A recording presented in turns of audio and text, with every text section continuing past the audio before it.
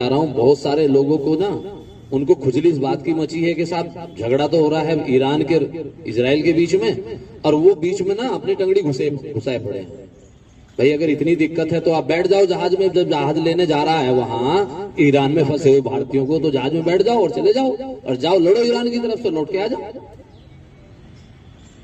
लेकिन किसी दूसरे दो देशों के बीच में झगड़ा हो रहा है, और उस झगड़े का अगर हमारे देश में कानून व्यवस्था पर कोई असर पड़ेगा तो हम फिर इलाज कराएंगे बहुत बढ़िया वाला।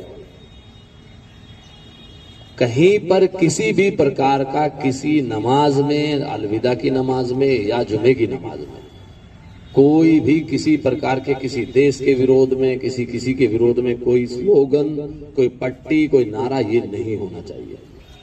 हम हिंदुस्तानी हैं, हम भारतीय हैं, हम यहाँ सुकून से रह रहे हैं। दो देशों के बीच में, चार देशों के बीच में जो लड़ाई हो रही है वो उनके अपने अंतर्राष्ट्रीय मुद्दे हैं, वो जानेंगे उसके लिए।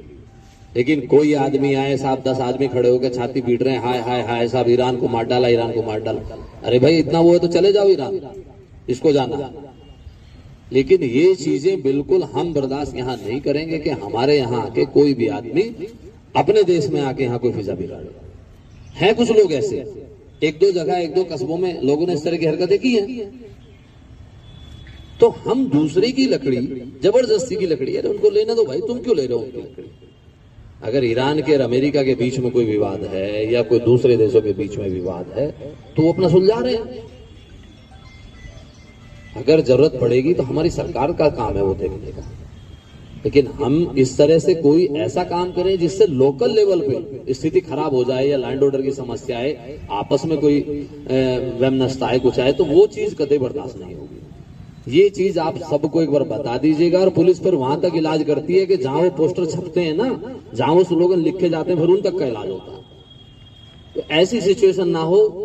प्यार और सौहार्द का त्योहार है, मीठी सिवैयों का त्योहार है, तो जरा से उसमें मिठाई में कड़वाहट 1 मिनट में घुल जाती है, तो ऐसा किसी आदमी को भी ऐसा मत करने दीजिए।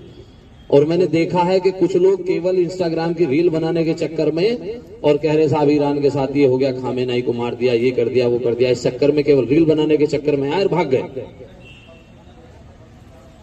तो ये चीजें कतई मत होने दीजिए। आपके कस्बे का या आपके मोहल्ले का या आपके शहर का कोई भी आदमी, एक ही आदमी फिजा बिगाड़ने के लिए बहुत होता है। खुराफाती एक ही खुराफात, फिर उसको मिलके सब सारे लोग मिलके भी जब उसको संभालते हैं ना, तब भी बहुत वक्त लग जाता है। आपने देखा कि संभल अभी तक भी अपनी मुख्य धारा में नहीं आया।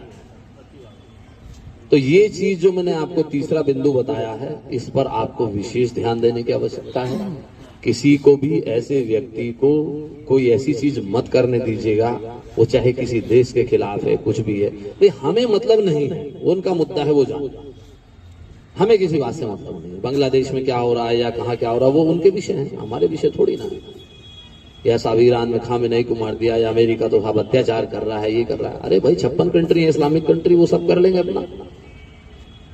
तो हमें उसमें कोई चीज अपने ऊपर नहीं लानी है कि उसके लिए हमारे यहाँ का कोई माहौल खराब हो। ये चीज बिल्कुल आप लोग ध्यान रखिएगा। एक अगला विषय ये है, एक थाने में संभल के सर्किल में ये विषय आया था कि साहब